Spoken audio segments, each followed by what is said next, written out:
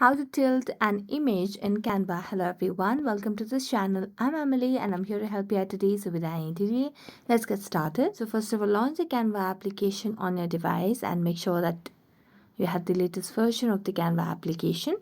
So in order to tilt an image in Canva, what you have to simply do is you can just start by creating a new project over here. Here I'm going to select on this one over here where I'm starting my own.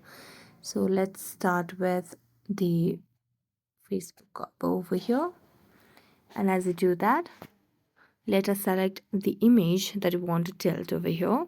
So I'm going to select on the option of the elements that pops up in the Canva itself at the bottom of the screen over here. So just tap on elements and then search for any image that you would want. For example, I'm going to select on dog, and then it will give you a list of pictures to us. So you can select any of the free ones over here. I'm going to select on this one.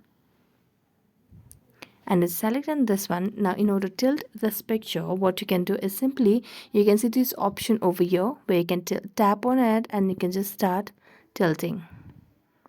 You can put it in any desired position that you would want. And that's how you would tilt an image in Canva.